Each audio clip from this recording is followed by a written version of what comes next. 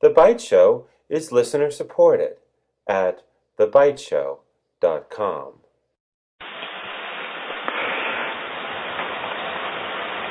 Hello, everybody. This is Georgianne Hughes, and this is The Byte Show. And it is a real blessing to have Joseph P. Farrell with us tonight. And I'm asking people to please go to GizaDeathStar.com. That's Joseph's private site. There is a PayPal button there. Please make use of it. We want to keep Joseph writing, and this move that he's just recently undergone for the purposes of his life it's been expensive, and he does need some help. So please go to GizaDeathStar.com and make use of the PayPal button. And tonight we're going to delve into the Philosopher's Stone. Hi, Joseph. Hey, Georgianne. Before you start, I wanted to say something about the donations. Okay. As you know, I've had to move, and just today got slammed with something else. Oh dear. But I wanted to send a word of deep gratitude and thanks to one listener in particular.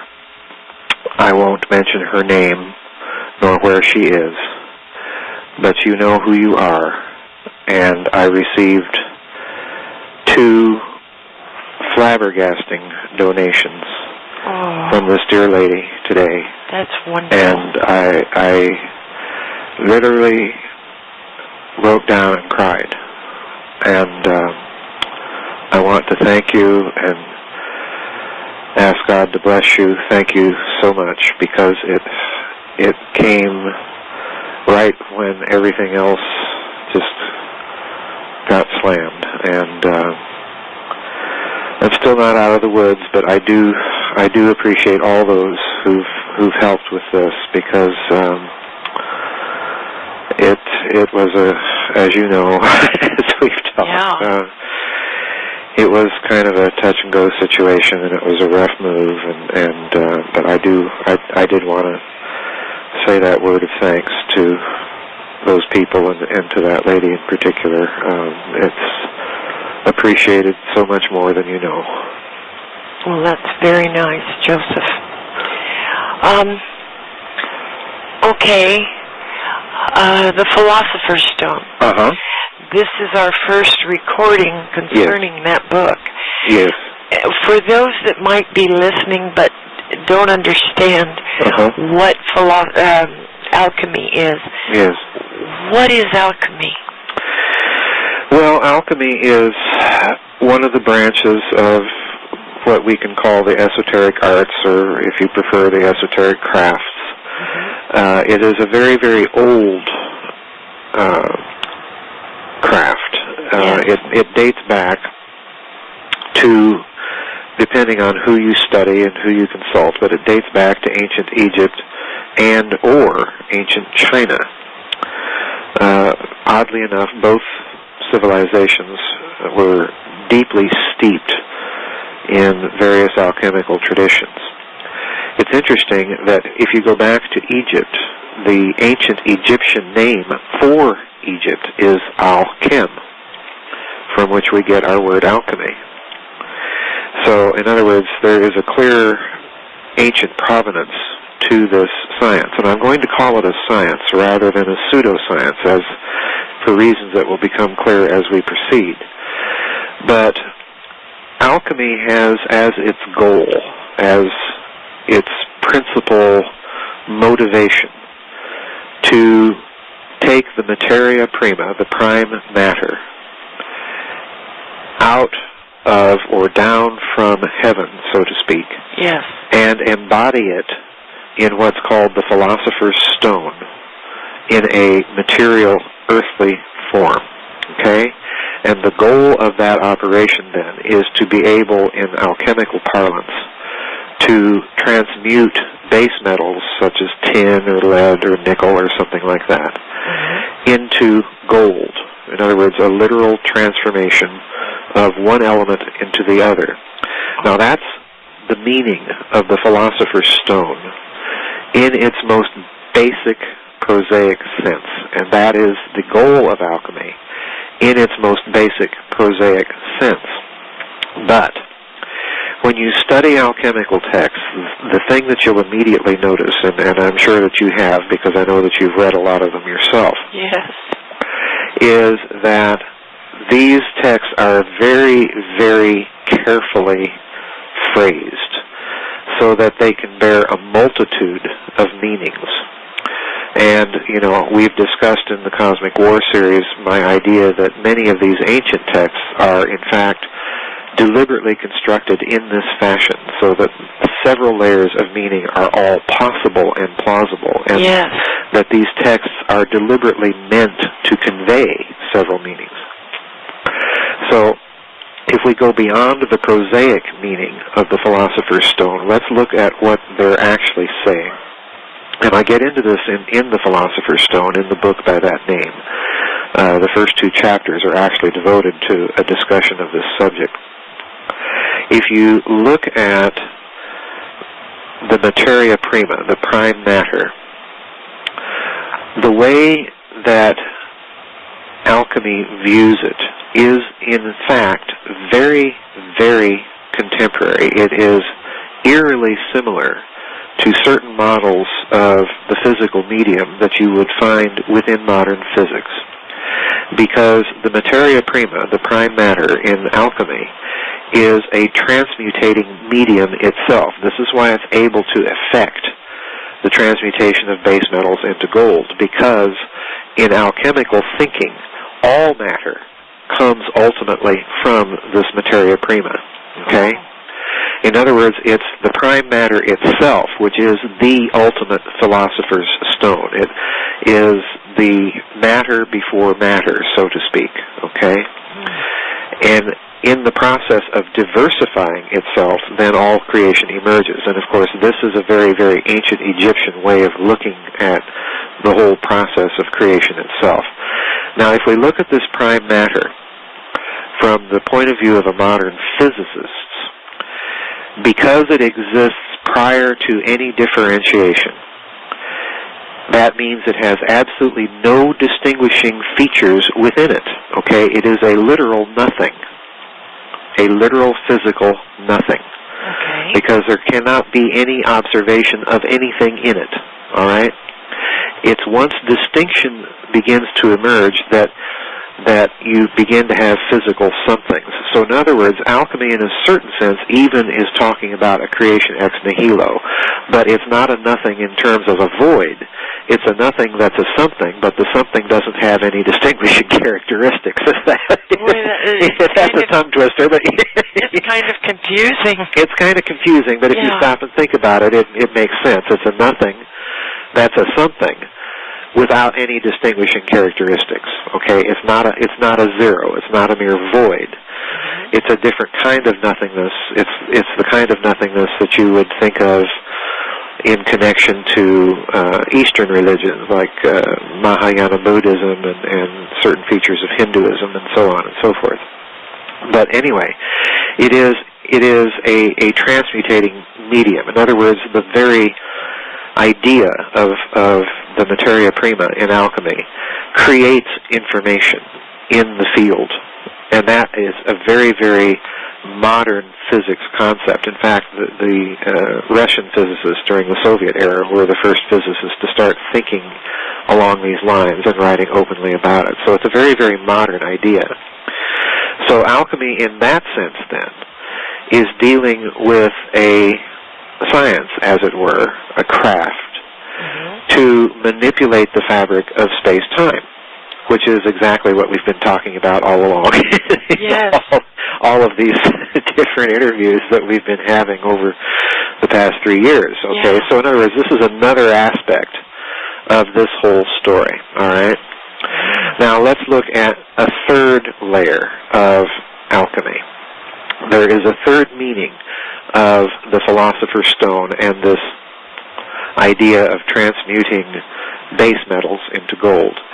Because in some alchemical texts, that idea of transmutation of base metals into gold is a metaphor for the transmutation or the elevation of the human being himself. The idea that the human consciousness is transmuted from a base condition represented by the base metals into an elevated or illuminated consciousness that is illuminated precisely by a deep connection to that material prime matter, all right? Mm-hmm. So in other words, in that sense, alchemy is a science or a craft of social engineering. Oh, yes, okay? Yes. So now let's look carefully. This is a very, very important point. Let's look very carefully at what we have, what alchemy is actually saying, and has been saying, for almost 2 to 3 millennia. If you look at what it's saying, it's telling you two very important things. Number one, it is a science of the deep manipulation of the physical medium directly, all right? And because of that, then, it is also a manipulation of the actual physical material creation in which we live and move and have our being, to use the words of Paul, all right? Yeah. But it's also telling you a second thing. The second thing it's telling you is that it is a deep, deep science of the manipulation of human consciousness, of social engineering, of human society.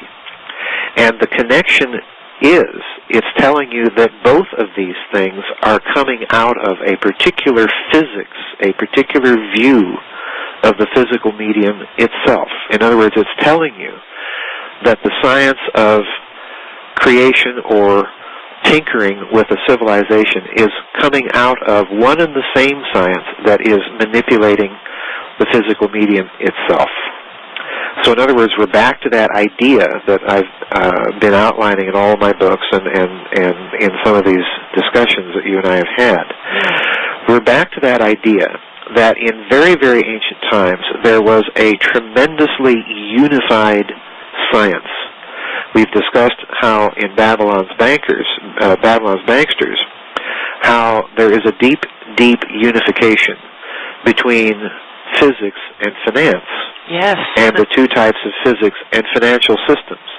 Well, all I'm saying now is let's go deeper, and the idea of a financial system being either an open or a closed system reflects itself in the financial policies of a particular given state and how it organizes those policies. Does it create money debt-free as a direct instrument of the state, or does it turn to a financial monopoly, a private monopoly, to issue monetized debt, okay, which is a closed system? All right?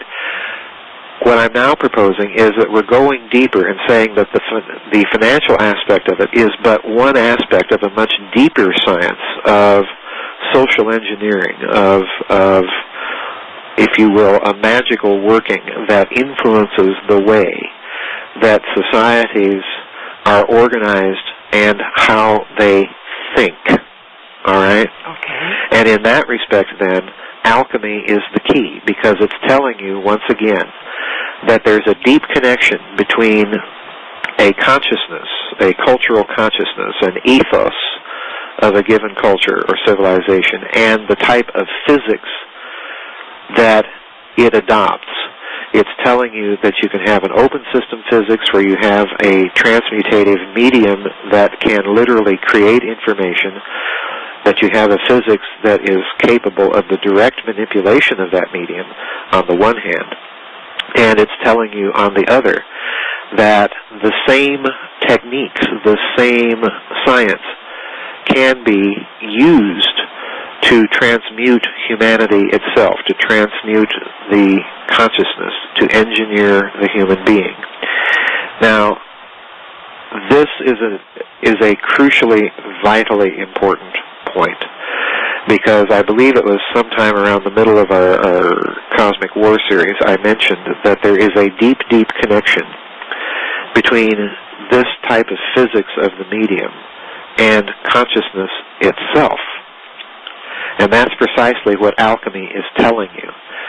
Because in text after text after text, it will tell you that you cannot undertake the work, the philosophical work, which means to make the philosopher's stone into actual material embodiment. You cannot undertake that work without the alchemist himself, without the operator himself undergoing his own transmutation. In other words, his own consciousness has a role in the preparation of the philosopher's stone. Is this all making sense? Yes. Okay. I'm glad. You sprang that on me out of nowhere. Oh. Well, the comparison between modern physics and medieval esotericism, what is that? Well, I've just given you that. Most of the medieval alchemical texts that I cite in the Philosopher's Stone are of such a nature that if you sit down and do with those texts essentially what I've been doing all along with any text of that sort, if you look at certain phrases in those texts very carefully and use modern physics models as a means of decoding them, what leaps out of these texts is that these guys were not so much idiots, tinkering around with sulfur and mercury and not really knowing what they were doing and, getting sick and dying insanely young and youngly insane. But that they were, in fact, probably not knowing completely, certainly not knowing completely what they were doing. Their texts were actually preserving a very sophisticated physics from very, very, very ancient times. Well, now the physics that they used, are they the physics that we would use today, or was it a different type of physics? Well, again, that's a good question, and I go back to what I've been saying all along. It depends on what you mean by the phrase "the physics we use today," because there is a public, so to speak, a public consumption physics. Yes. That is reliant upon what physicists call the Standard Model, which is the relativistic theories of Einstein for the physics of the very large, and then the Standard Model of quantum mechanics for the physics of the very small. Okay? Yes. Now, that physics, in a certain sense, has been the physics that has dominated that particular science for, I'd say, the last 80 years, and it has dead-ended. In other words, it's a physics that's not going much of anywhere in that time. It hasn't really led to much of a solution to our energy problems or things of this sort. Follow me? Yes. There is another physics, an alternative physics, a physics that's not so much off the books, it's just not known, and it's not taught. Yes. And that physics has been around at least since Maxwell. And if we go back all the way to the first of the Cosmic War series, I mentioned that when Maxwell published his theory on electromagnetism, he did so in a mathematical language called quaternions. Now, in that form of his equations, Maxwell was trying to explain the idea of physical stress, electromagnetic stress, in the physical medium itself, all right? Okay. Now, along came a physicist later in the 19th century, and he essentially edited Maxwell's equations, and in his own words, his intention in doing so was to murder, that was his word, was to murder this idea of a stress in the physical medium itself, okay? So he re-edited all of Maxwell's equations, and when you learn modern physics, modern electrodynamics in universities, the version of Maxwell's equations that you learn aren't Maxwell's original equations. Yeah. They are these edited versions that were given out by the physicist Oliver Heaviside, all right? Yeah. Now, what that essentially does is it means that there is no direct engineering possible via electromagnetic means of the physical vacuum. In other words, he's just closed off a tremendous source of energy. Yes. By the caprice of a change in the mathematical language used to express the theory. All right? Gee. Yeah, so in other words, we're dealing with a long history here of suppression of certain ideas in physics that will lead you to these kinds of, if I can qualify them this way, to these kinds of alchemical results. Follow me? Yeah. So you are dealing literally with something that is a kind of physics that's been kept carefully hidden from public view. All right? And that carefully hidden physics from public view, that was a tradition that has continued all throughout the last 150 years of physics, if you know where to look and what papers to read. Okay? So, you know, there is this stuff out there in the physics literature, but you'll never hear it talked about, I guarantee you, in a physics textbook or a university physics classroom. You'll never hear it, ever, because it leads to a completely different kind of physics. Does that kind of answer your question adequately? Yes. And what is the doctrine of double procession? Procession? All right. In the Philosopher's Stone, one of the things I point out is that if you take the Western formulation, the Western Christian formulation of the doctrine of the Trinity, and when I say that, people have to understand that the doctrine of the Trinity, as formulated by the Roman Catholic Church, by all the Protestant churches, is the same thing, all right?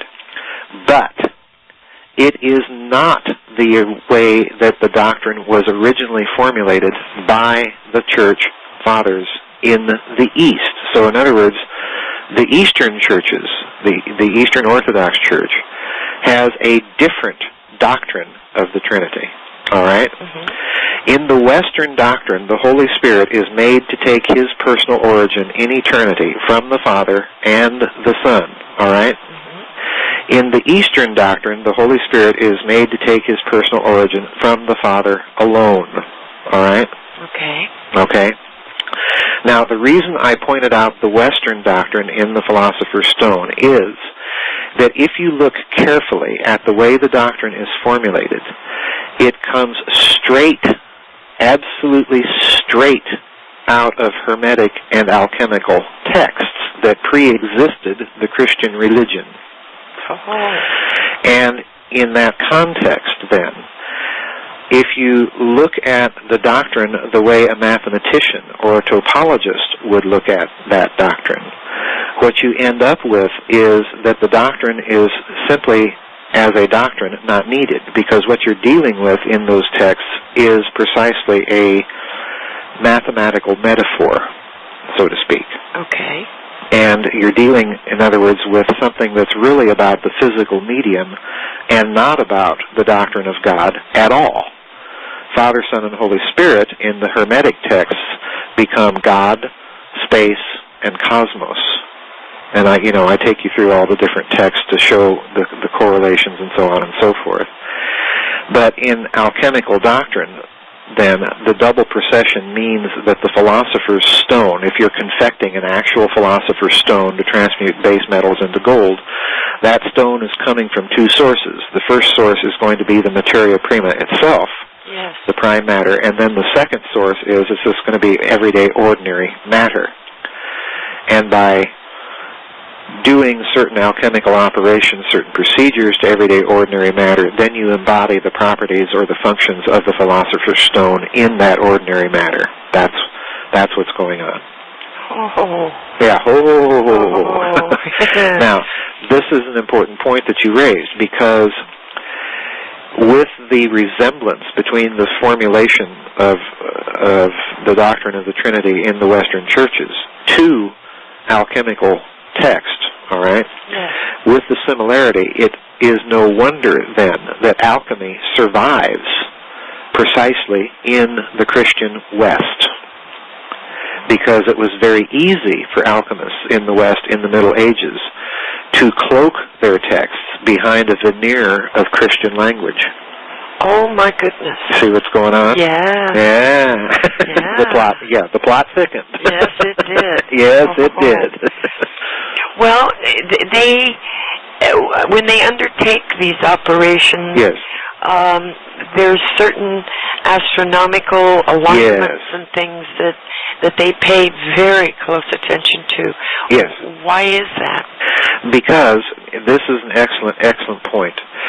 Because if you go back to what I've been saying, and we even broached the subject in the 2 interviews about Babylon's banksters, this whole physics is a physics of the medium, right?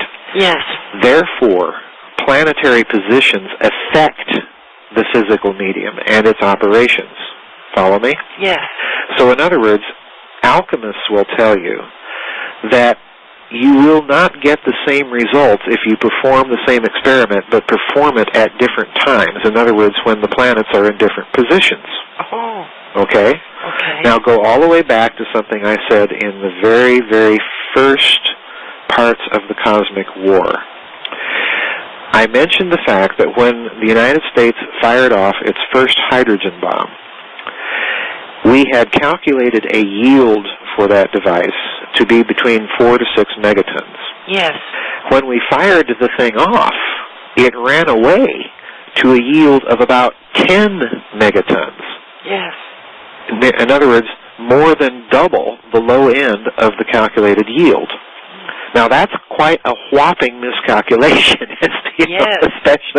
especially if you're going to be clearing an area. You know, you folks got to get out of here because we're going to fire off a hydrogen bomb. Yeah. You know, well, if you've miscalculated the yield and it's a much bigger bomb than you were expecting, you know, you're going to have a lot of angry real estate brokers. You know? Oh. But the point is here, as I mentioned in that, I think it was the 2nd or 3rd Cosmic War installment, the point is that it's my belief that the reason that they got this anomalous yield was that they soon discovered that the yield of these devices would vary with time and where on the surface of the Earth they were detonated. Because at the moment of detonation, what that bomb is doing is it's gating energy, it's transducing the energy of the vacuum into the reaction itself. And that gating of energy is going to depend on the position of the planets. In other words, the energy configuration of local celestial space. And that, of course, varies over time. Yes. So in other words, I think one of the reasons that the nuclear powers, when they fired off their hydrogen bombs, that one of the reasons they kept testing them was they were realizing that, hey, we're getting energy here that we had not calculated for, and it's coming from somewhere, and we've got to find out where and how. And I think that the reason they kept firing them off was they were trying to learn these harmonic laws, okay? Yes. Well, alchemy said the same thing centuries before, that you could only perform this work and get decent results when certain astronomical alignments were in place, all right? Okay. Now, lo and behold, and I mentioned there's a whole section of this devoted to this topic in the Philosopher's Stone, to the work of a Russian astrophysicist by the name of Dr. Nikolai Kozyrev, all right?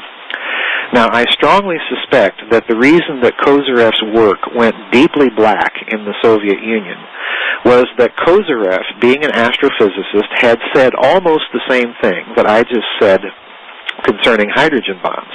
He noticed that the sun was not producing nearly enough neutrinos as the standard thermonuclear model of the sun being nothing but a big chained-up hydrogen bomb predicted.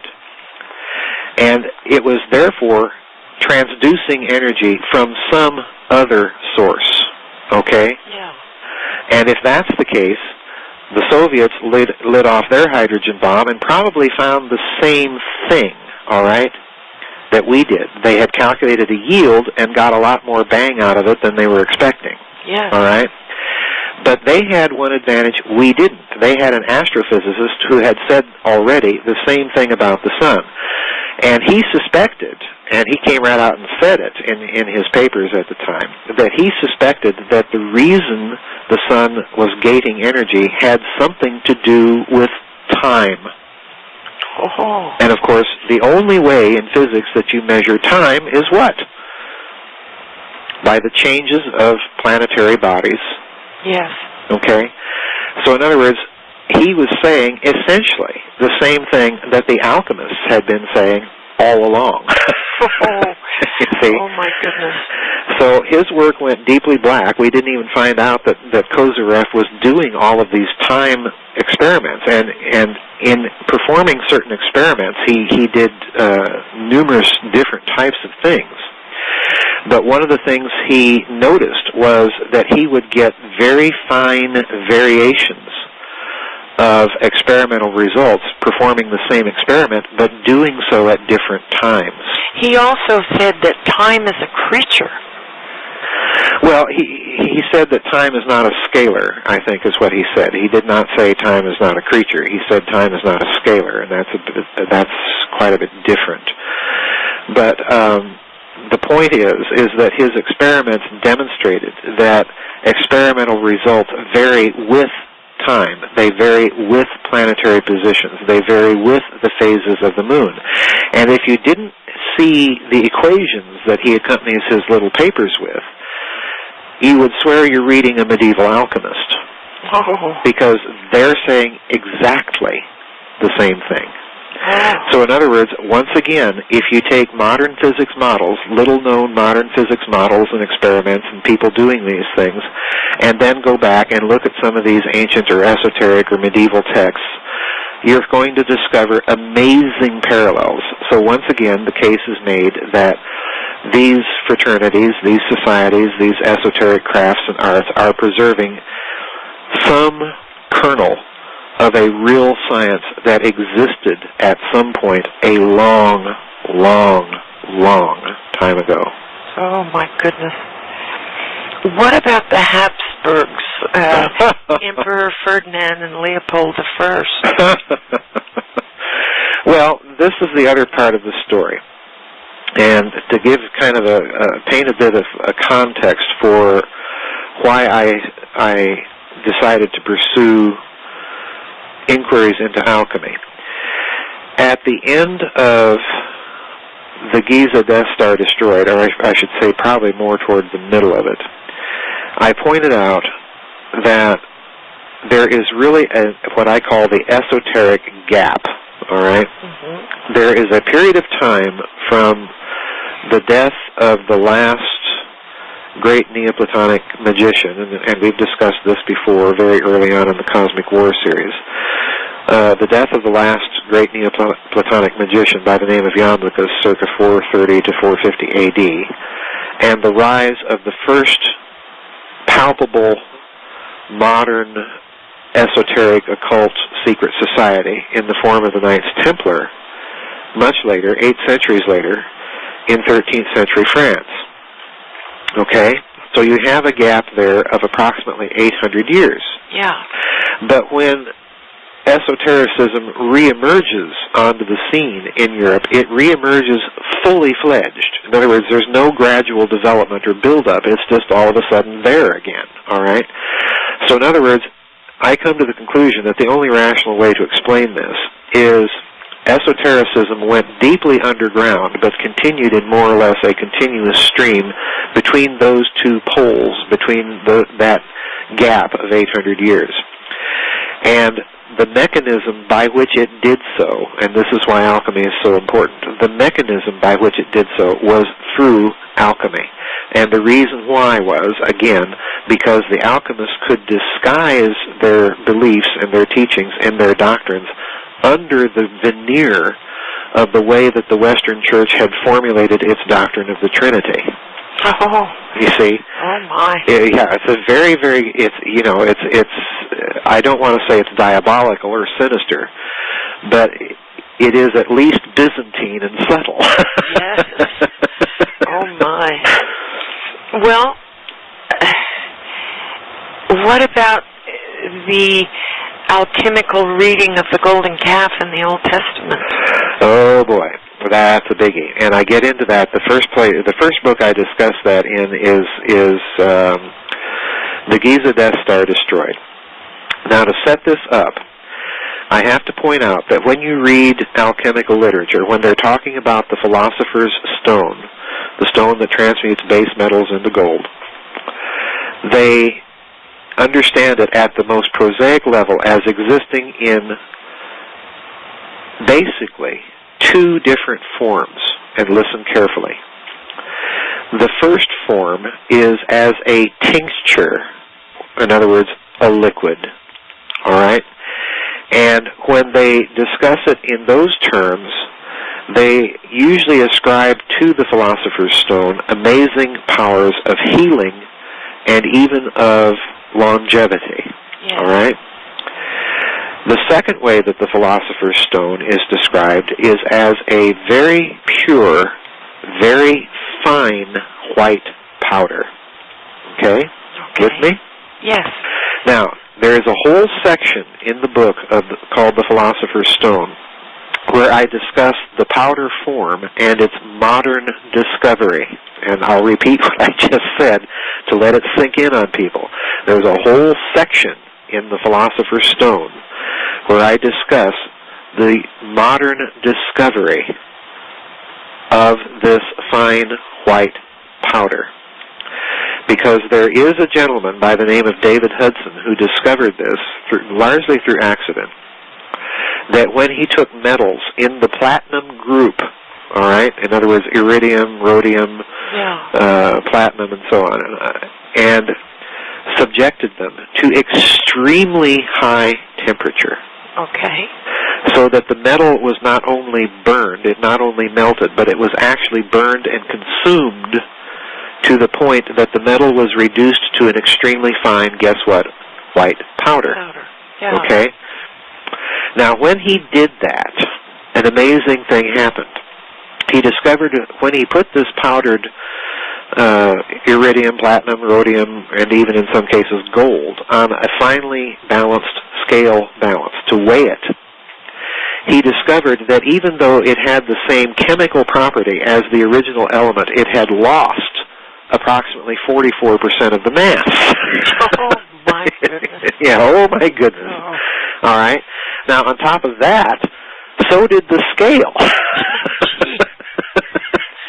In other words, the scale lost 44% of the mass just by coming into contact with this stuff. Oh, my all right? gosh. All right? With me so far? Yes. So he started investigating, well, what's all this about? And he contacted the theoretical physicist Hal Puthoff down at the Institute for Advanced Physics down in Austin, Texas. Yes. And the reason he contacted him was that Hal Puthoff had written a paper, and I reproduce this in The Philosopher's Stone, had written a paper where he proves, it's a very highly mathematical paper. You've got to sit down and kind of be patient with it. But basically, he proves that if you take a two-dimensional superconductor of matter and put it into a two-dimensional form, it basically will lose 44% of its mass. So, Hudson contacted Puthoff, and Puthoff was just dumbfounded that someone had actually come up with a material that did precisely what his paper described, And now, in addition to this, there's another aspect of this fine white powder gold, or it's called monatomic gold in most literature concerning it, because Hudson discovered that this powder really had reduced the molecular bonding of these metals to a single atom. So in other words, what you're looking at with this fine white powder are just tiny little atoms, not connected to any other atom. They're just all on their own. And an Arizona farmer. Yes, ma'am. I kid you. An Arizona farmer did this, and we can get into the long process of how he discovered all this later, but I'm trying to get to your question about the golden calf. Yeah. All right? Okay. So the other thing that Hudson noticed was when he started reading alchemical texts, he discovered that this is precisely the state or condition that those alchemical masters stated was what you would achieve when you had finally confected the Philosopher's Stone. In other words, they said that at the final stage of all these alchemical processes, including subjection of these things to extreme heat, all right? In other words, gold, to burn gold, not to melt it, but to burn gold requires heat of approximately 8,000 degrees Fahrenheit. Whoa. To actually physically consume it. He discovered that alchemical texts refer to the Philosopher's Stone, to the final stage of its construction, of its confection, as being a fine white powder. So again, we have yet another modern confirmation that what these people were talking about wasn't so nutty after all. Well, didn't he also discover something about DNA? Well, we can get to that. Okay. We've got all the time in the world to get to all these places. Okay. Just let me stay on track with the Old Testament here for a moment. Okay. If you go back now and read the episode of the Golden Calf, what does Moses do? Well, he melts it down, doesn't he? Yes. But then he feeds it to them. And how do you feed gold to somebody? Well, if you read the text very carefully, he melts it down to what? A powder. Yes. In other words, you're reading in the Old Testament, squatting right in the middle of the Bible. You're reading about an alchemical operation, and then he makes them eat it. Oh, my. Now, recall the other thing I said about what the alchemists claim for the Philosopher's Stone. It is a stone that has healing properties and that can confer longevity. Oh, yes. Oh, yes. So in other words, the whole story in the Old Testament is alchemical from top to bottom. Oh. Now, this really shouldn't surprise us, because where did Moses grow up? Egypt. Yes. And where is alchemy from? Egypt. Oh, my goodness. You see? Oh. Now, the other thing I point out in the Giza Death Star Destroyed, when I discuss this episode, and I discuss it again in the Philosopher's Stone, but in the Giza Death Star Destroyed, I point out that one of the places that Moses apparently had the Hebrews, quote-unquote, wander to was precisely the location of an Egyptian temple in the Sinai that was used to make this white powder gold, this monatomic gold. And the Egyptians even had a name for it, and I can't even pronounce it. You know? But in other words, this really, again, is the indicator that we have in the biblical text a carefully edited story that has a deeper significance that you will only understand if you know certain things about the esoteric arts and crafts. Yes. All right. Now, what was your other question? DNA. Yes. All right. Hudson discovered that when he took this stuff, when he actually consumed it, that it did a very peculiar thing. It made his thoughts very clear and gave him a sense of peace and euphoria, and for some reason it revitalized him.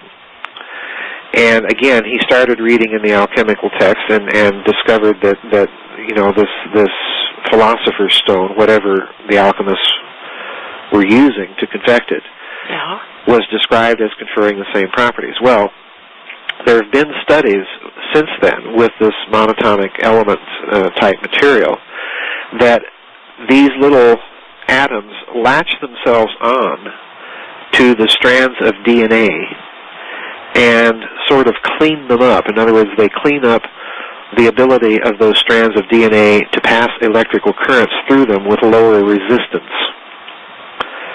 So in other words, your body, in a certain sense, becomes more unified because the cells are communicating with each other electrically much more quickly and much more efficiently. The synapses would The synapses be more too. efficient. Yes. Yeah, the synapses too. Right. And I have to say that I have myself taken some of this monatomic gold, and the effect is exactly what Hudson describes. You get a very, very relaxing, peaceful feeling, and your thoughts are very, very clear. Very clear. I need some of that. Oh my goodness. Well, going back in time, Nicholas Flamel. Yes. It was said that when Napoleon sacked Rome, yes, that he gave Nicholas Flamel free rein to sack the libraries. But the problem here is Nicholas Flamel wasn't alive when Napoleon was. Well, the author made a mistake. The author made a boo-boo. Yeah. But when Nicholas Flamel died,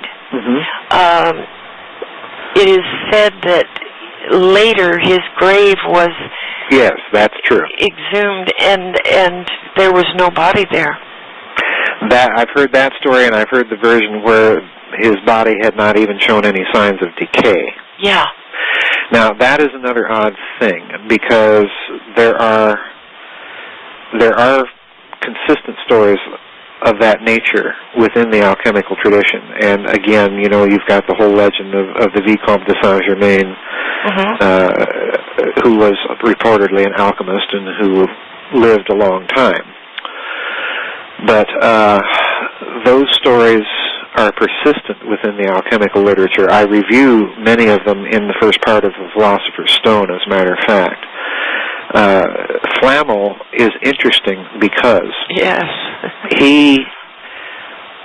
I reproduce several stories in The Philosopher's Stone where apparently there was some sort of success by various alchemists in Europe, beginning right around the time of the Renaissance and continuing all the way up to Flamel's period. There was apparently some success because they had a number of alchemists brought before the king or the emperor to perform the work, and every precaution against fraud was taken. And in the case of the Habsburgs, you mentioned them earlier, Ferdinand, and I think it was Leopold II, and so on and so forth. Well, the Habsburg family has had a consistent interest in alchemy.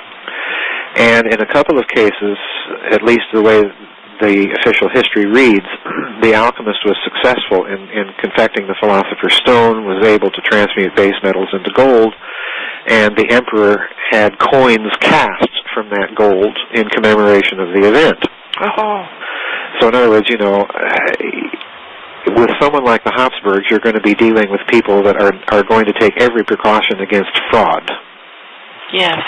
And, we have to assume that, contrary to the dictates of modern scientists, or scientismists, I should say, who cast the acid of skepticism on any story like that, we have to assume, given all that we know now from the theoretical physicist Hal Puthoff and the patents of David Hudson and so on and so forth, that there is more to this science, this ancient science, than meets the eye. Yes. Yes. Well, the Philosopher's Stone occupies no space. Yes, that's one of the. Yes, I'm glad you raised that. One of the claims made for the Philosopher's Stone is that it occupies no space. Well, in this instance, they are referring to the materia prima, because if you're dealing with something that's a nothing, in other words, it's something but it has no distinctions whatsoever within it, then you cannot say that it's occupying any space, because that already gives you a distinction. Okay.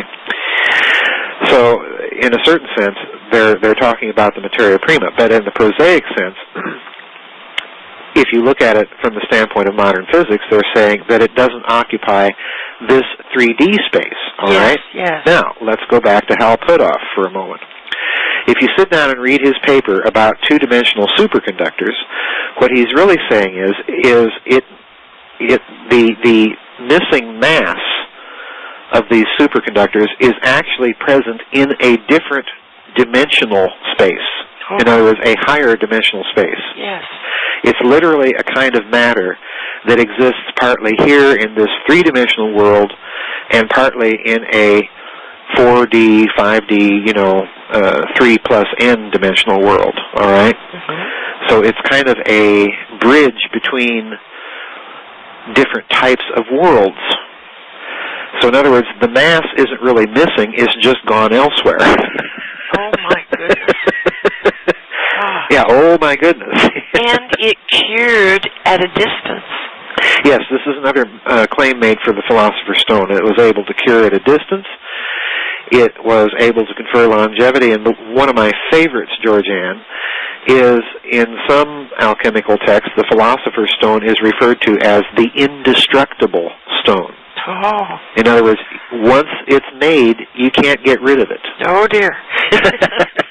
You better want to know what you're doing. You better want to know what you're doing. Right. Oh. Exactly. Well, the reason is again, if you can find some technique by which to embody within ordinary matter the properties of the materia prima into ordinary matter, that materia prima, from which all other matter derives, according to alchemical doctrine, is precisely indestructible. Wow. Wow. Yeah. Ah. Now, let's go back. Remember in the Cosmic War when we were discussing the Tablets of Destinies? Yes. And how there were 3 classes that were taken by the victors in that war? Yeah. And some of them were used in other things? Yes. And some of them were destroyed? But there was a 3rd class of those Tablets of Destinies. There were stones, please note, that could not be destroyed. Oh. So in other words, I think, again, we're looking at a very, very old science of some sort that has been preserved in these alchemical texts, and the possibility in my mind is quite high that when we're looking at that particular Babylonian story, that we're looking again at some aspect of what later becomes alchemy. Boy. Yeah, boy. Well, is there any relationship to the Urim and Thummim? No, I don't think so, not directly. But again, I do think that, and I get into this a bit in Gene Stein's Monsters Men, the book that's at the printer now. I do think there's a relationship, there's some sort of technological aspect to the Urim and Thummim. Okay. But I don't view it as being directly connected to alchemy, no. Okay. What about red mercury? Is that real or fake or what? Oh boy, yeah. And how do the Russians fit? You want to open all the boxes tonight. Yes. You want to tear into all the presents. How do the Russians fit into this? Okay. Red mercury was the nuclear scare of the 1990s. Yeah.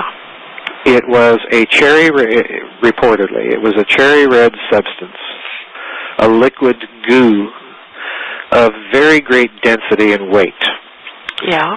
That reportedly was capable of detonating a hydrogen bomb, all right? Because it was a very, very powerful explosive. Now, the reason this is significant, the reason that this story became so hot in the early 1990s, right after the collapse of the Soviet Union, was if you say that you have an explosive that is powerful enough to set off a hydrogen bomb, then you don't need an atom bomb as the fuse anymore. Aha. Because, you see, most people don't realize that in order to light off a hydrogen bomb, you quite literally have to have an atom bomb as the fuse. Okay? Because the hydrogen bomb reaction, the fusion reaction, requires tremendous heat and tremendous pressures to set it off. And under ordinary circumstances, that can only be achieved in the core of an atom bomb. All right? So in other words, a hydrogen bomb is really 2 bombs. It's the atom bomb that sets it off, and then it's the hydrogen bomb reaction itself that gives you the really big bang. All right? Yeah. So when you're saying that you have an explosive that can set off a hydrogen bomb, what you're really saying is you don't even need A-bombs anymore to light one off. You can have a really, really clean explosion because a hydrogen bomb itself does not give you the radioactive fallout that an atomic bomb does. Yes. Okay, it'll give you lots of radiation, but once that radiation is dissipated, you don't have any nasty fallout hanging around. You've just got a big crater. Yeah. You know, not to be too prosaic, but that's just basically the way it is. So in other words, this became a much sought-after item on the black market, on the nuclear black market in the 1990s. Now, the claim was made that this substance was developed by the Soviets in their nuclear program, and that it was actually confected inside of a nuclear reactor. In other words, you had to make this stuff, cook it up, so to speak, inside a nuclear reactor. Then almost as soon as you heard this story, then immediately scientists around the world said, no, this is all a big hoax, this stuff really doesn't exist, and so on and so forth. The lone exception to that cry was an American scientist by the name of Sam Cohen, who was in fact the inventor of the neutron bomb, all right? Yeah, the size of a tennis ball. The size of a tennis ball. Oh, now, scary. a neutron bomb is essentially nothing but a kind of a hydrogen bomb that's used to spit out of a lot of neutrons, all right? But Sam Cohen said he wasn't so sure that this story was as much of a hoax as the other people were saying, because he had been part of projects in the United States in the late 50s to develop precisely a hydrogen bomb that did not need an A-bomb to set it off. Yeah. Okay? So, you know, if we can think of it, certainly certainly the Russians can. So, Yes. You know, so, but the bottom line for me, Georgianne, and this is what I really get to in The Philosopher's Stone, in the book, is, first of all, the color itself, red or maroon in some versions of the Red Mercury story, is itself an alchemical color. When you sit down and read the alchemists, they will talk about a sequence of colors that you must observe in a certain order in order to know that you're doing the experiment, that you're doing the work correctly. Yes. All right?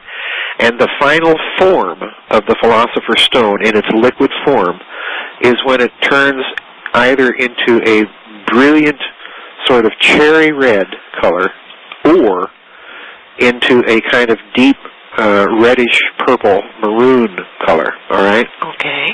Now, we also know something else about what the alchemists were interested in. One of the crucial elements that they were always using in their experiments was, of course, mercury, all right? Yes. And mercury, of course, is a liquid metal. It's very, very heavy, and it has certain interesting properties. Now, let's go to the Nazis.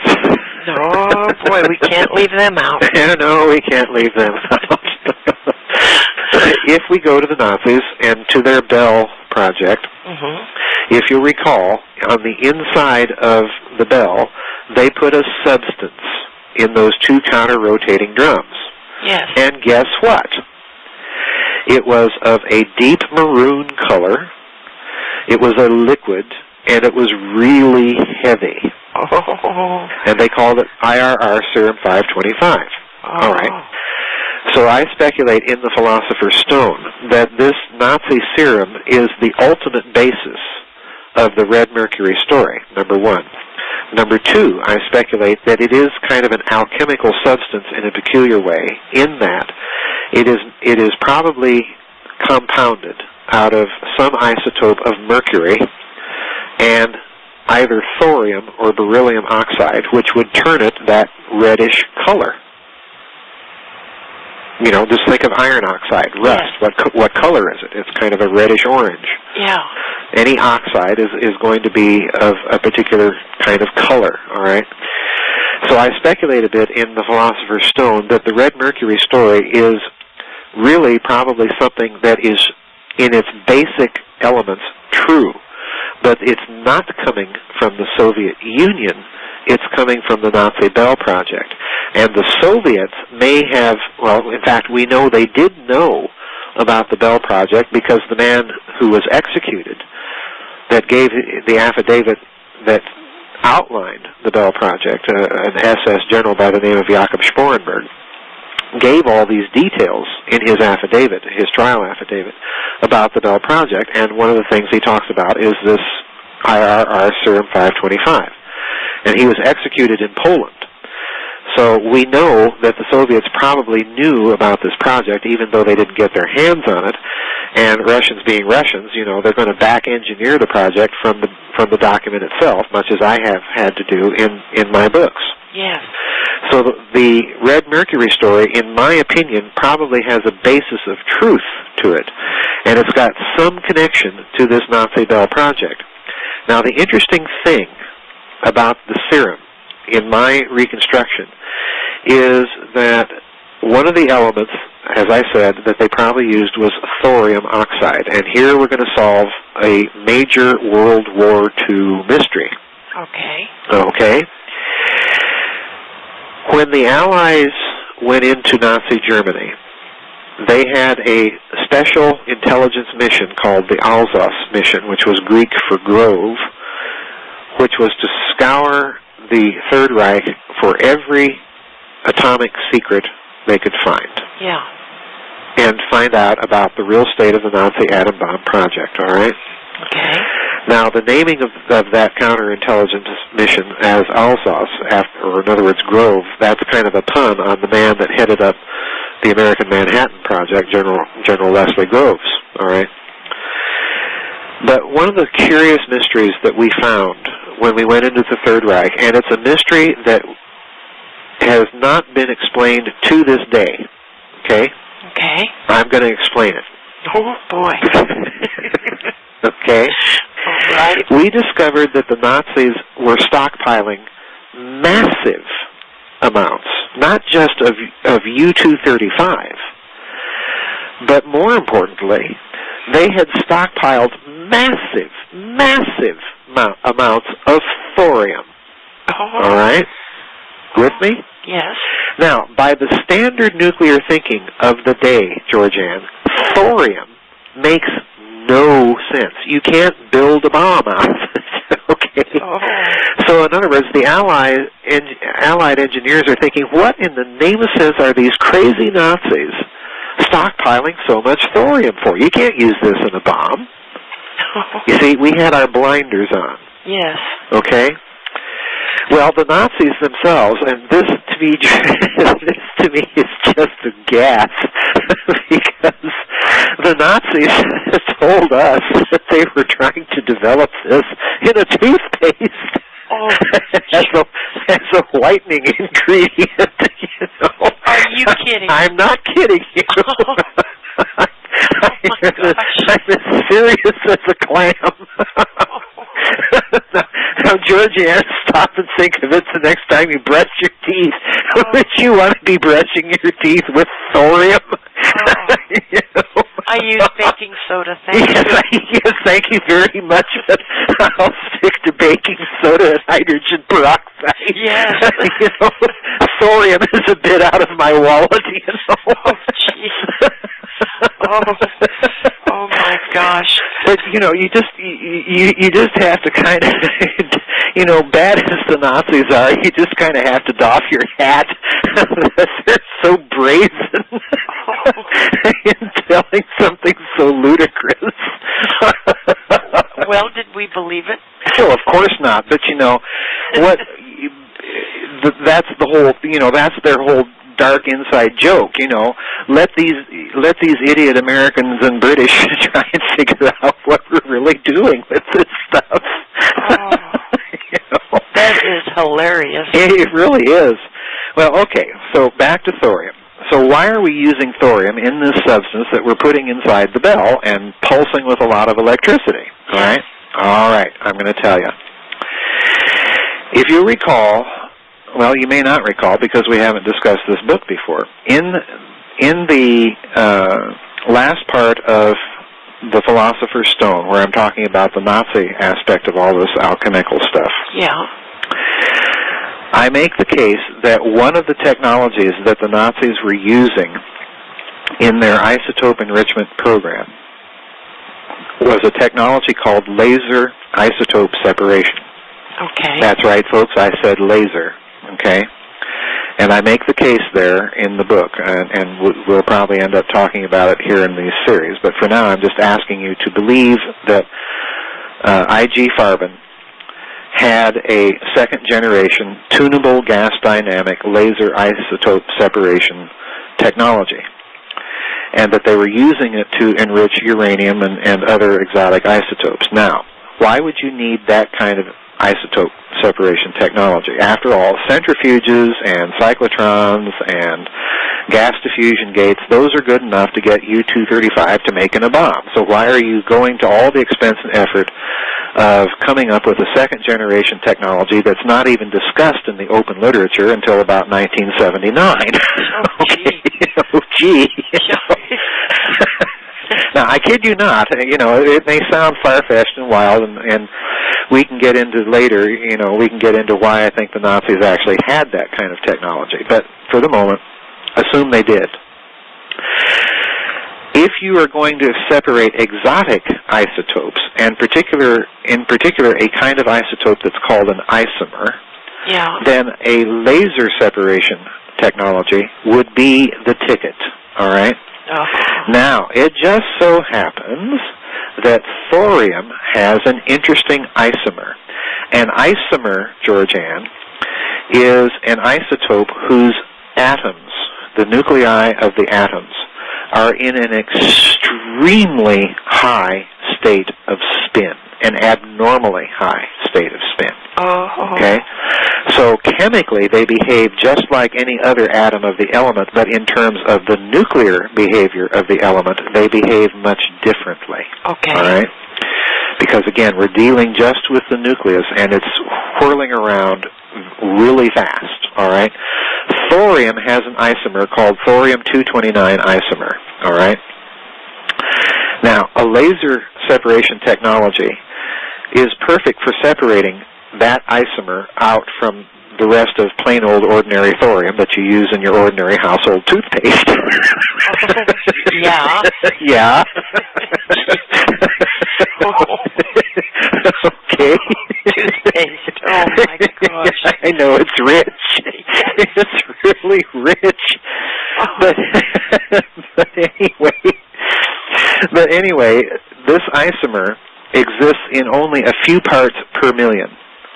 So in other words, if you're going to get enough of this isomer to use for whatever you want to use it for, you have to stockpile a lot of thorium. Yeah. And then you have to process it through these laser isotope separation tanks, right? Now, what does an isomer do?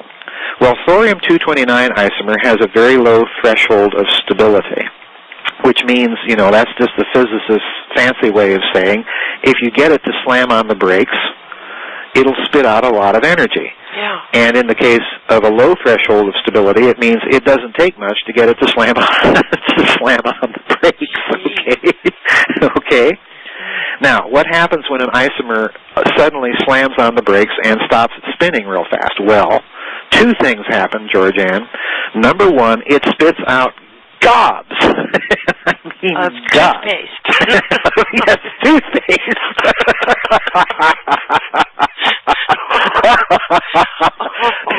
Yeah, we are making this for toothpaste. That'll put the swizzle in your swizzle stick. Yes, it'll put the swizzle in your stick, that's right. But no, it spits out gobs of gamma rays. Just gobs and gobs of gamma rays. And of course, gamma rays are much more potent than X-rays, all right? Yes.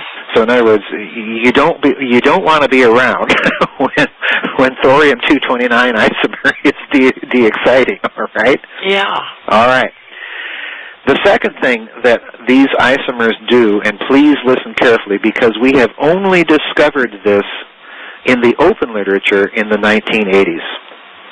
The second thing that isomers will do is without neutron bombardment, they will split.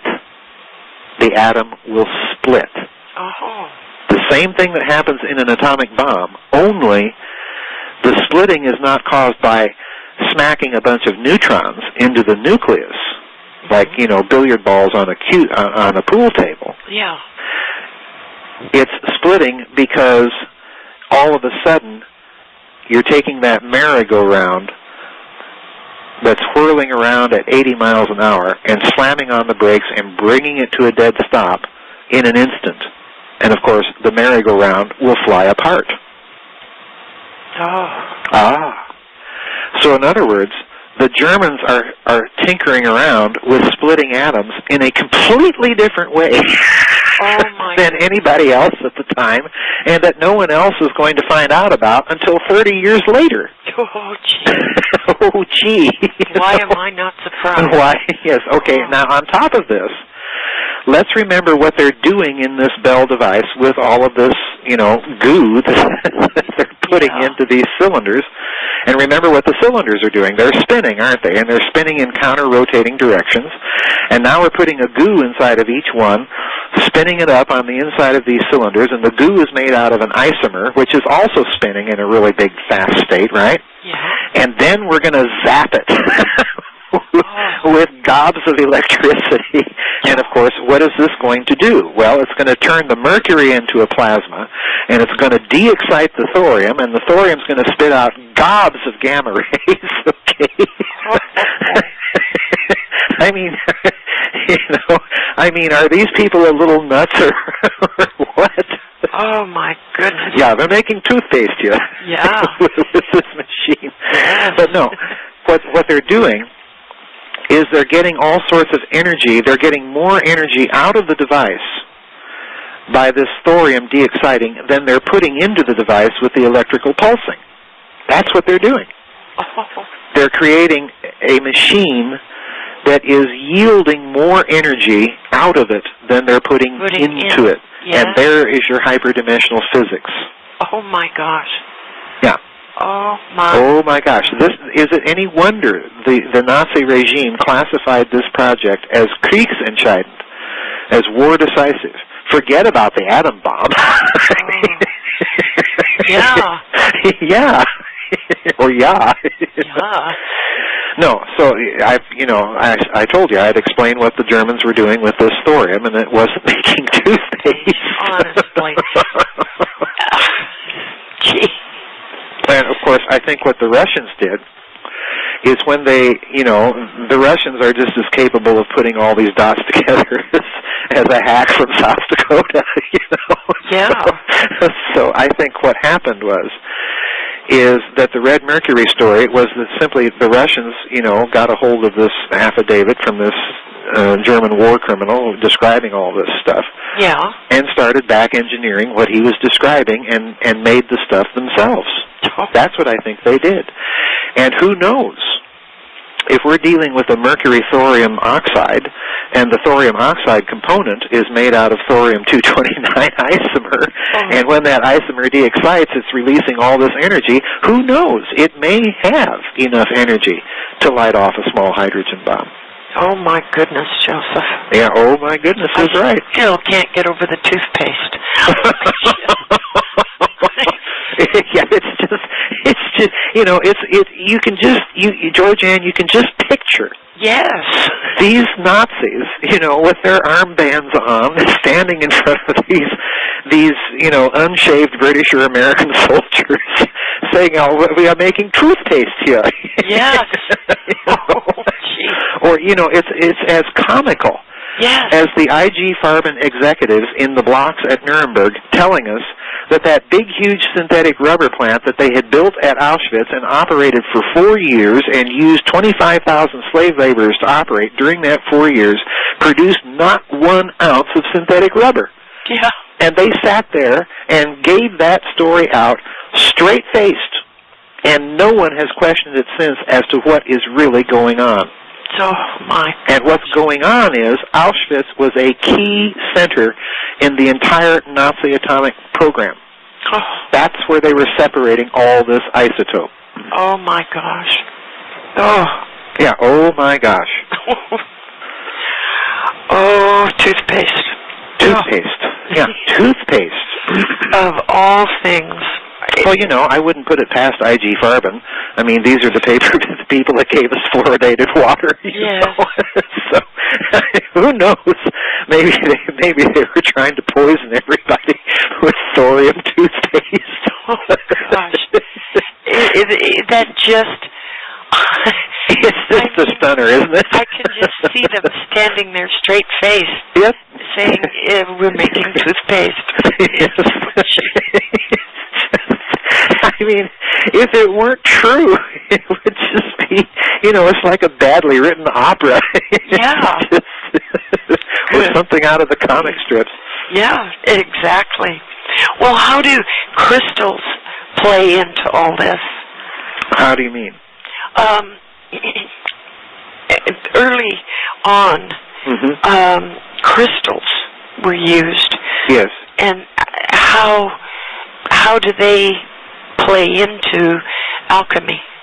Well, I don't really get into that aspect in the Philosopher's Stone, but if you look at, I talk about it very briefly, and if you look at, I'm trying to remember which book I talk about it in. I think it's Giza Death Star Destroyed.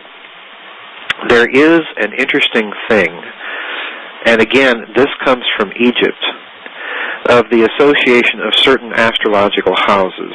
In other words, Aries or Aquarius or Libra or what have you. You have the association of certain astrological houses in the zodiac with certain stones, with certain crystal stones, all right? And no one, again, I have tried to figure out where this is coming from and why.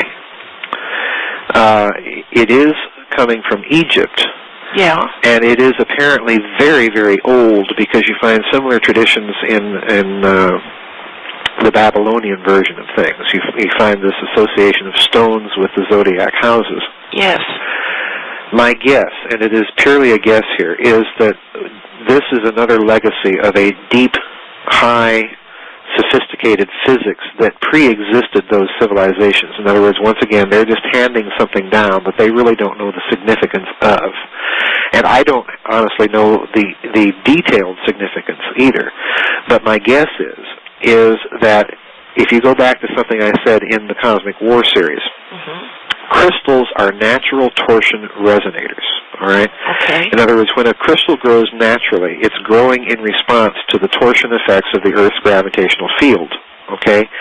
So in other words, you can actually take the torsion tensor in the tensor calculus and use it as a way of describing lattice defects in crystals, okay? Okay. Now, that's not a use for it that you're, going to find most physicists ever really talking about, but you can do it that way. I suspect that if all of this alchemical physics of the medium be true, then different types of crystalline chemical structure are going to respond differently to different planetary configurations. In other words, they're going to grow differently. They're going to be more natural resonators of certain configurations than others. Say, I'm trying to think of what some of the correspondences were right off the top of my head. Well, let me just make up a hypothetical. Say the crystalline structure corundum, that's the chemical element that is or chemical compound that's behind sapphire and ruby, all right? Yes. And the color is different because variations in the lattice structure and certain types of impurities present, but they're essentially the same compound, all right? Let's say that sapphire, because of the way it is grown in response, as it's grown in response to things, is a more natural resonator to the zodiac sign or the constellation or the configurations of Aquarius. Yes. Or certain planetary positions, so on and so forth. In other words, I think what you're dealing with is possibly that this association of crystals with certain signs of the zodiac is really another legacy of this deep physics that someone figured out long time ago, that certain types of crystals were more natural resonators of certain planetary configurations than others. Now, that's very significant because in my very, very first book in this whole series, the Giza Death Star, right at the end of that book, I think it's in the 8th chapter, I elaborate on an idea of Christopher Dunn's, that within the Grand Gallery of the Great Pyramid, you have those 27 slots on either side of the gallery. Yes. And that in those slots, he theorizes that they put big, huge banks of Helmholtz resonators. A Helmholtz resonator is just basically a big hollow sphere with kind of a little circle hollowed out on it, so it becomes kind of like a spherical flute or a spherical Coke bottle. Yeah. You know, you blow a certain current of air over a Coke bottle and it'll resonate to a certain frequency, and then you fill it with a little water and the frequency will change, and so on and so forth. Well, a Helmholtz resonator does the same thing. They come in different sizes, and the different size makes it resonant to a different frequency. Well, I speculate that rather than Helmholtz resonators, you probably had crystals, because in my reading of it, and you know, Richard Hoagland has come out now with some experimental verification of the idea that pyramidal structures, by their shape and sheer mass, are natural torsion resonators. Yes. Okay? And if that's the case, then these structures are really deliberately designed to resonate to subtle variations and manipulations within the Earth's gravitational field, right? So I theorized that this meant that crystals would have more likely have been what were in those resonator arrays inside the Grand Gallery, because they're not responding to ordinary sound waves. They're responding to gravitational stress waves in the medium, and that's still a kind of a sound wave, but a very, very different kind of sound wave. Joseph, in an area, in a geographical area that is known to have large, very large deposits of crystal, would there be anomalies there? Possibly. Depends on what you mean by anomaly, but very possibly. Very possibly. But you would have to have, let's not get too carried away, you would have to have extremely subtle and precise measuring equipment to pick up on some of these things. Okay. Okay. When Mr. Hoagland went down to Mesoamerica and did his measurements at Tikal, I think it was, around the pyramids there, he was using an old Bulova Accutron watch, which those were the watches in the early 1960s that had a tiny, tiny little tuning fork in them. Yes. To control the accuracy of the timekeeping movement, okay? Because a tuning fork is always going to be vibrating at a certain frequency, right? Yes. Now, when he went to Tikal, he took measurements using this finely tuned tuning fork in a Bulova Accutron watch, and depending on where he moved in proximity to the pyramids there, the readings would vary, and he would get wild readings. Yes. From this tuning fork. I mean, the inertial properties of the tuning fork changed massively when he was actually sitting on the pyramids themselves. Yes. So in other words, again, think of what those things are made out of. They're made out of, in most cases, some silicate form of stone. Yeah. And that means that they have within them fine little crystals embedded in them. Yes. So again, yeah, I think that you could make a case that you'd find anomalies, but you'd have to know what kind of anomalies you're looking for. You know, Mr. Hoagland did, and he knew then how to construct an experiment that would show it. Wow, this has been fascinating. Oh, we're done already? Oh, Joseph, unless you want to talk about toothpaste. No, not really. I think the toothpaste connection is probably a dead end. Oh, that is the wildest thing I've heard in a long time. Yes, I know. It just really kind of leaves you breathless. Yes. Yes, it does. Well, how does this play into social engineering? Well, that's something that we're going to get into down the line, but basically let's go back to what I started with. If you recall what alchemy says, On the one hand, it's telling you something about physics. It's telling you something about the physical medium and about the transmutation of the physical medium. But on the other hand, it's telling you that the alchemist himself has to be prepared for the work. In other words, his consciousness has to be in tune with the physical medium. In other words, there is a direct link. And let me repeat this. This is where all the danger comes from that I have alluded to in previous sessions with you. Yes. There is a direct link between consciousness and the physical medium. Direct. Yes. You don't go through your local Baptist preacher. You don't go through any sort of religious conversion experience. You don't go through your local priest, rabbi, imam, or what have you. It's direct. Direct. What you think has great bearing. What you think has great bearing. Yeah. And much more so if a group is thinking it. There's an amplifier effect of groups. Well, or, you know, if you want to put it in biblical terms, where 2 or 3 are gathered in my name, in other words, in a common purpose and common intent. Yes. All right? Yes. The alchemical side of this, the social engineering side of this, then, is telling you that one and the same techniques are used to engineer a social consciousness.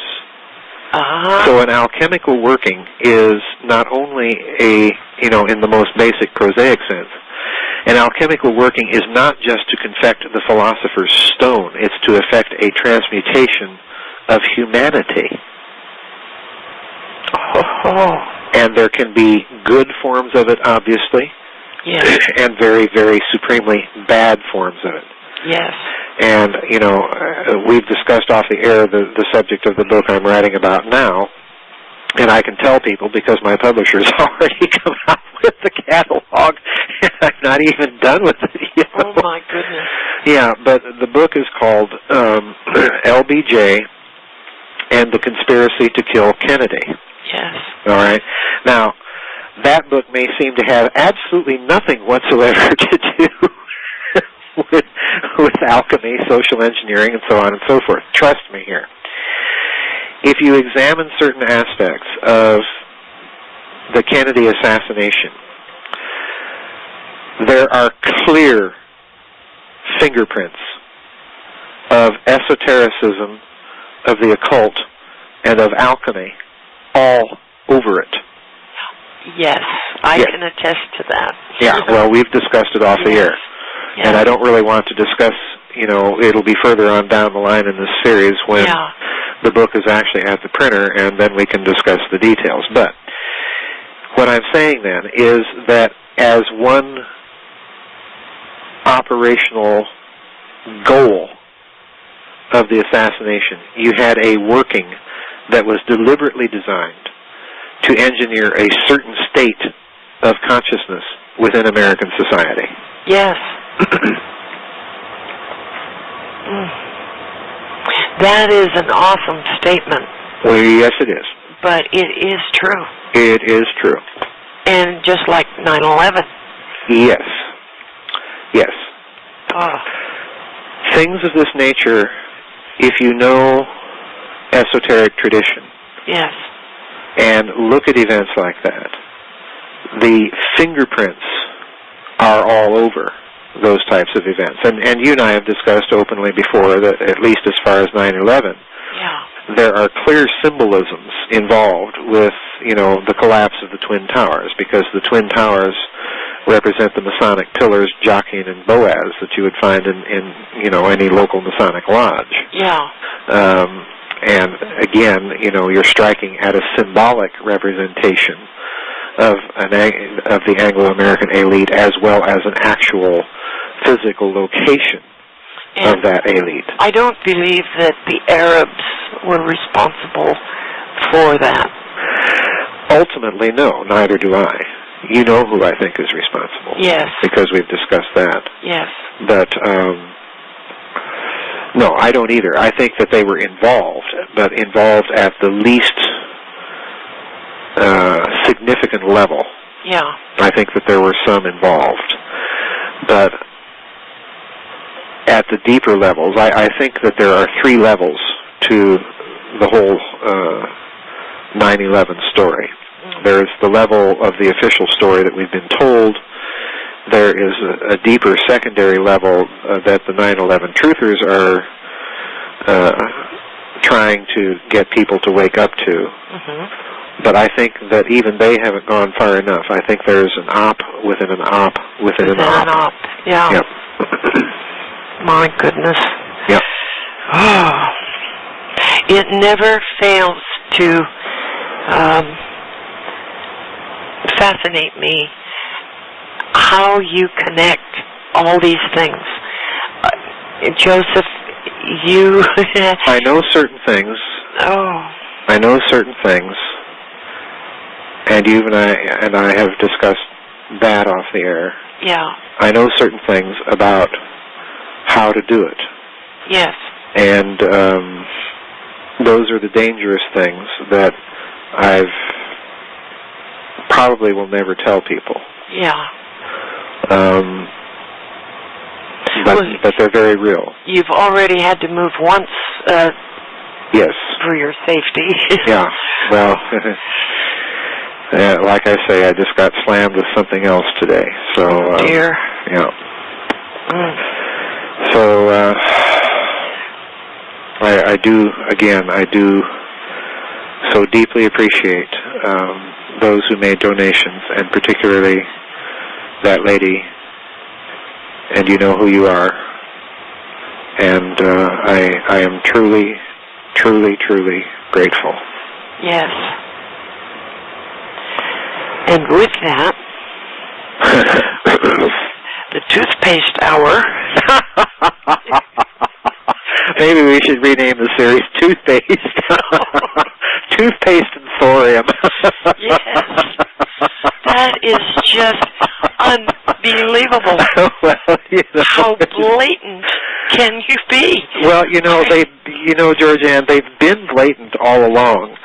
They've sold us this song and dance that, well, Martin Bormann really died here, or maybe it was over there. Yeah. And, well, Heinrich Miller, he died here. Well, no, maybe it was over there. Yeah. And Hans Kammler, well, he died 4 times. We're not really sure how or when. It's just amazing. It's breathtaking. It's the audacity of it is just, when you stop and consider all the strange things that went on at the end of World War II, and really stop and think about them, it's just amazing that people swallow all of the swill and hogwallow that's in history textbooks, because it's just, we have a bunch of Nazis telling us, well, our leader offed himself this way. Now, why in the name of sense, after we've just fought this enormous war, are we going, all of a sudden, are we going to start believing a bunch of Nazis? Oh, my gosh. It's just breathtaking. It really is. And the toothpaste, that's just sort of the icing on the cake. It really is. I mean, to stand there and straight-faced, yes. I can just picture this. Well, I can too. And you've got to put yourself in the position of these Allied scientists. They obviously they're not going to be buying the toothpaste story, but on the other hand, they haven't a clue as to what in the name of sense are these stupid Nazis doing with all of this thorium. Oh my gosh! Oh, well, Joseph, thank you. And you're welcome. Thank you for having me back. And God bless you. You too. Thank you, Joseph. Everybody, please go to GizaDeathStar.com. Make a donation. It's very urgent. Please. And please don't forget, Georgianne. We got to keep her shows going too. Oh, yes. It's not, I've been investigating, Georgianne, I haven't told you this, I've been investigating doing an internet show myself, and the costs, and I just, I'm really kind of flabbergasted. Yes. Doing the type of show you do. I just am really flabbergasted. Oh.